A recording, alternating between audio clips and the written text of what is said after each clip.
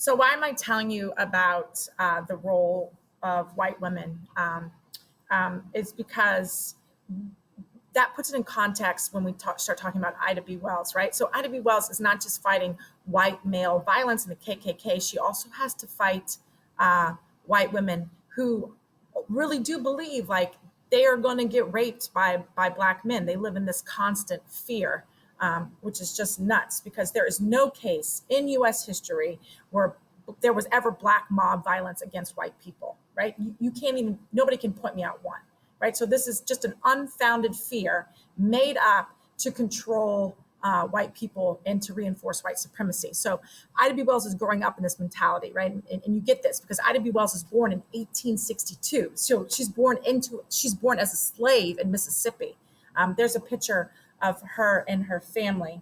But she grew up during Reconstruction, and her parents are very politically active. They're ex-slaves, and like most ex-slaves, they took part in the Freedom Bureau. They demanded that their kids get an education. They raised money for schools. Her father, fought hard for black men to get the rights to vote and to take on white mob violence when black men did go and vote. They had 8 children, and Ida B. Wells is the oldest of those children. And there's Ida and later in life with her siblings. But when Ida turned 16, both of her parents and her youngest brother died of yellow fever. There was a pandemic, yellow fever, and they died. So what happens? She has to take responsibility of herself and her younger siblings, and that's what she does. And the first thing she does is she goes and gets a job, and she becomes a school teacher because she is brilliant. She becomes a school teacher, and she goes to Memphis with her family because she leaves teaching, not enough pay, and she starts writing for a column for a newspaper, and she takes on the name Viola, and she's literally gets the stardom for her column because she's so direct. She's giving advice. She's honest, and she's a phenomenal writer. People love reading her column, and people are writing into her. What did she notice? One, there's no black people that were in the newspaper company much, and so she decided that she was going to be a part of a black run and owned and operated newspaper in order to get out news to black people, by black people, for black people, to empower them, because you can't trust, the white media. You can't trust it then, and a lot of people still don't trust it now because of the stereotypes that are still used, as we've talked about before.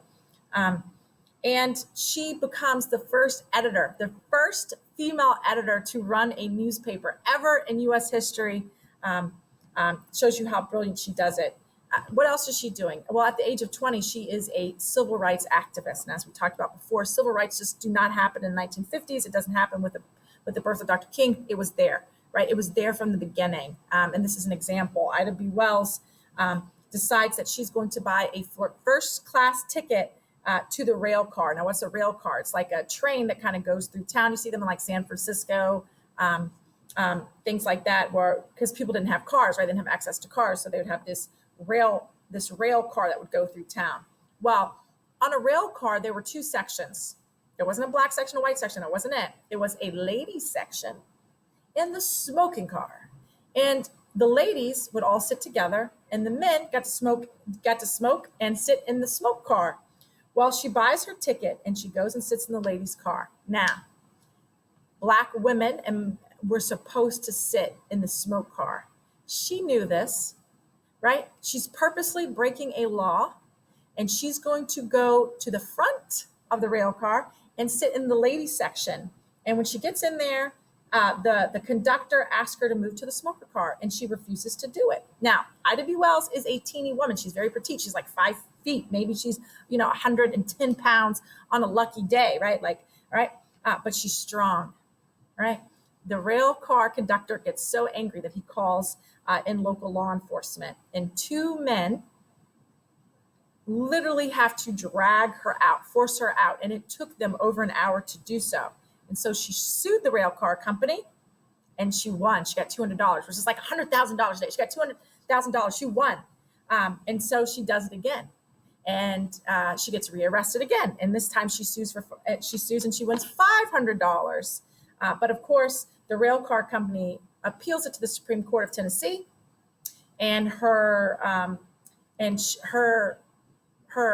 money and all that gets overturned by the Supreme Court of Tennessee, and she ends up losing the case. But it's then brought to national attention. Now, of course, it's going to lose in the Tennessee Supreme Court because, remember, the KKK is formed in Tennessee, and those political positions and those judges are often being taken up by white supremacists. So she's also becomes an activist. She starts focusing on education, and then she gets interested in these lynchings that are happening. And she actually believes in the beginning that white women are being raped by Black men. And she starts to research these stories. And by 1890s, she's realizing that there's like 242 lynchings that have taken in 26 states, and all of them are Black men, or most of them are Black men.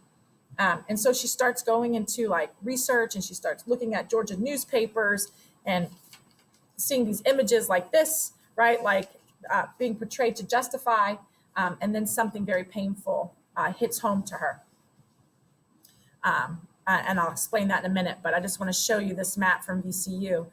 Look at all the lynchings. Like, this is just, I know we've looked at maps before, but just look at the power that this map shows you of how many people. There's no place, right? There's no place that didn't have lynchings, but right. But something very close to home happens to her with a lynch. 3 of her friends own a Black grocery store called the People's Grocery Store, and it's in a neighborhood called the Curb. It's in a Black neighborhood. It's called the Curb. And there is another grocery store in town, but it's owned by a white man, and it's on the other side of town. Well, like in the crazy thing about segregation is white people would try so hard to keep Black people out of their grocery stores and their restaurants and their neighborhoods or their schools, but they love to go to Black neighborhoods and attend Black schools or sneak into Black clubs and listen to things like jazz or music or and so this is what was happening. A group of white people would come to the People's Grocery Store and shop there. This upset the white grocery store owner because he wanted to be the only grocery store in town. What does he do? Well, he's going to create a mob violence based on a false story of what happens. And I'll tell you what happens. A white kid and a Black kid in 1892 get into a fight over a game of marbles. The Black kid won. The white kid could not handle it. He gets angry. He goes home. He tells his dad what happened, that the kid won. And the father came with a group of his neighbors, and he demanded that the Black, there's the kid, demanded that the Black kid have to give over the marbles that he won back to his son. Well, Black fathers in the Curb, in that neighborhood, protected the Black children that were being threatened by the white men, right? And so the white man gets beat up, and his son gets beat up, and they have to go back to the white section of town, but then they use that as the excuse. What do? They go to the police, and they file charges against the owners of the grocery store who had nothing to do with it, with the Black owners of the grocery store. And a grand jury finds them guilty. So what starts to happen? A mob starts to get formed. 9 deputies and a bunch of white people with guns are going to the grocery store to arrest the 3 owners who had nothing to do with the story. All right. And then they come back, and they get met with, they come to the grocery store, they attack the Black owners, and the owners attack back. The owners have their own guns, and they shoot back, and white men are killed. And this creates the excuse to create this mob violence where they then burn down the grocery store. They arrest all 3 of the owners. They take them to jail, and then they execute them without due process, right? This hurts Ida B. Wells, not because she hasn't learned about lynching, but because these are her friends. And she knows that this idea of lynching, that white women are being raped, has nothing to do with it. The Black men in this story were targeted, like most Black men were targeted, because they had economic power, they were wealthy, and they had political power. So the young boy that gets involved, the Black kid that gets involved in the fight with the white kid, is also arrested and thrown in jail. And I don't know what happened to him. His name's Armour. I can't find any Armour Harris. I can't find any part of that story. So if you research it for me and tell me, that would be awesome. But I've researched and researched, I can't find. So what happens? Well, this is part of a larger scheme of things, right? Black men, if they're not being lynched, and Black children are being arrested for crimes they didn't commit, kind of like today, right?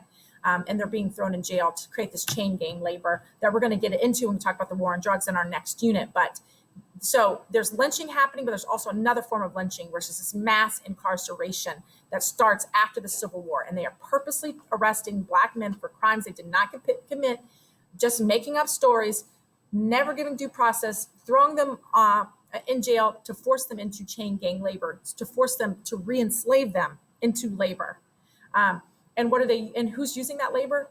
The railroad companies are. Amtrak got a lot of money and a lot of wealth off of using Black labor for free, right? Because they would charge something like, they would pay like 2 cents an hour for the states, and the states would make money off this Black labor. Well, Ida B. Wells gets involved in this story, and she starts researching it, and she finds out that 1/3 of the victims that are being lynched are being charged with rape.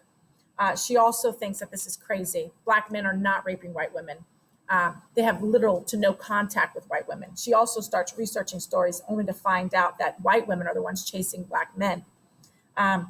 They are getting caught. And when they get caught in a sexual relationship with a Black male, instead of saying, hey, I chased him, they'll say things like, oh, I was raped, or he was hurting me.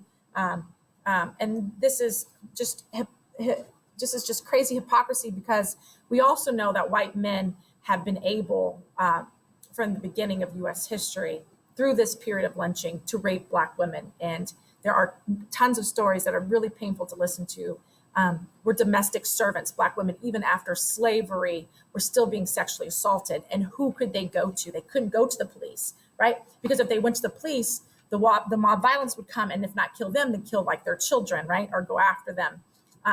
They also couldn't go to the police because they couldn't be a witness.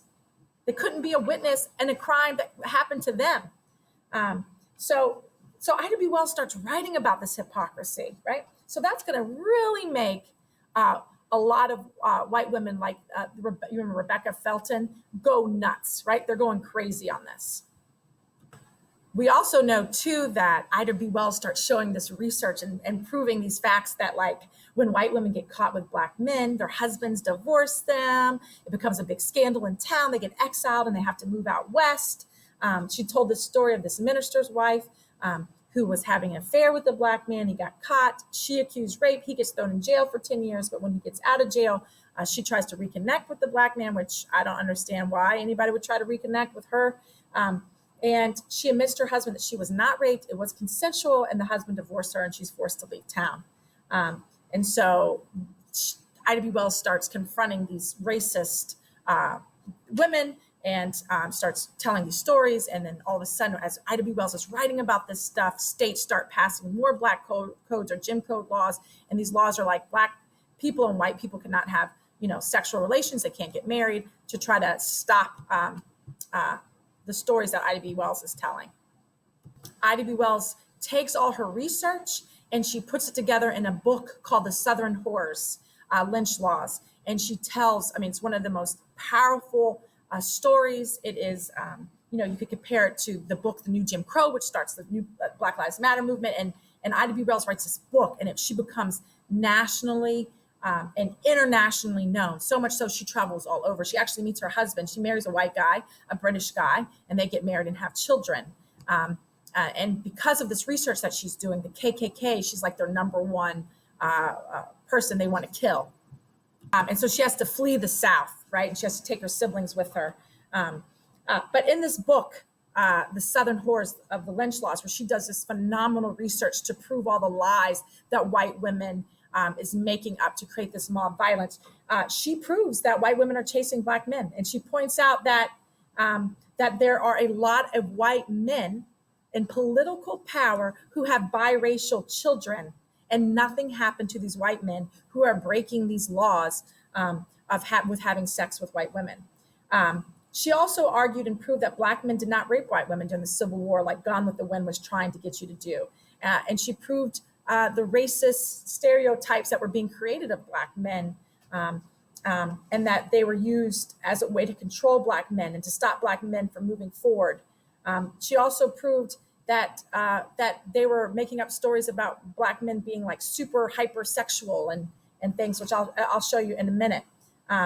And she also said that Black men are respectful to women, and we need to respect Black men and to honor their dignity.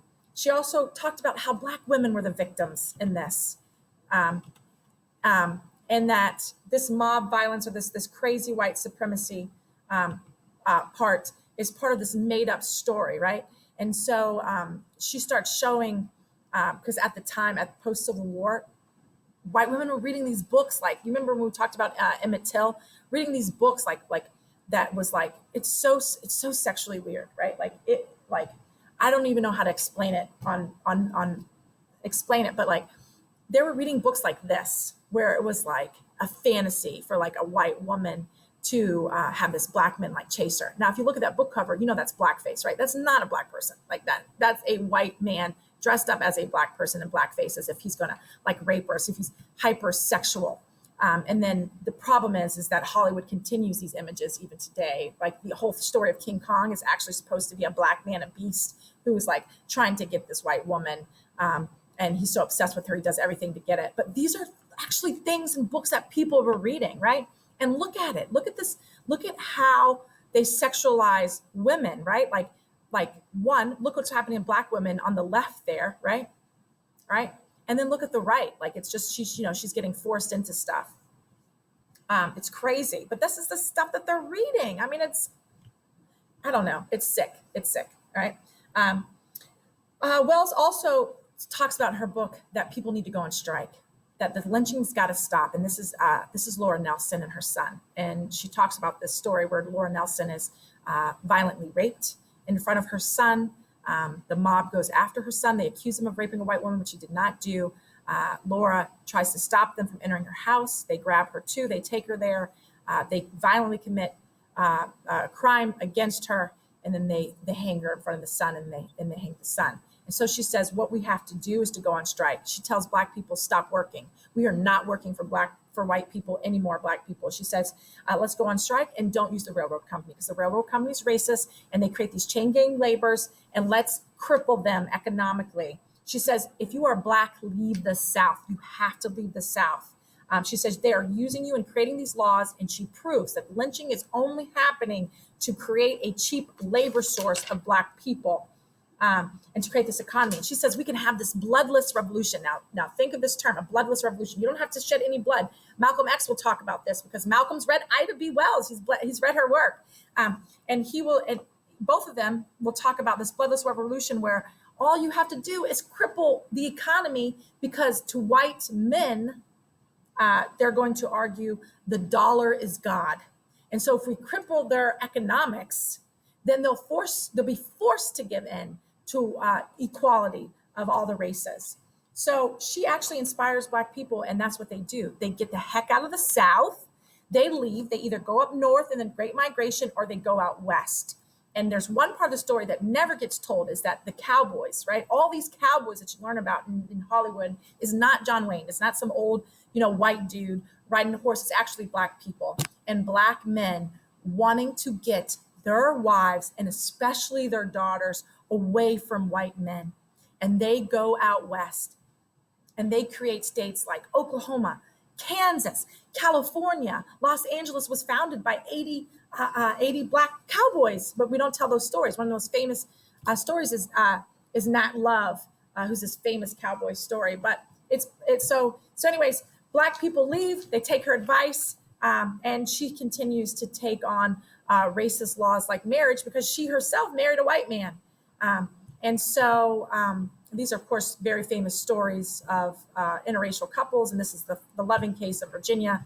And so this will continue on to fight these racist images and to allow equality even between the marriages. And it will take until 1968 for these racist laws that Ida B. Wells is fighting against to get taken to the Supreme Court. And of course, it's going to be the case of a white man who falls in love with a Black woman, that the Supreme Court will take the case and actually listen to it. They wouldn't listen if it was a Black man who fell in love with a white woman.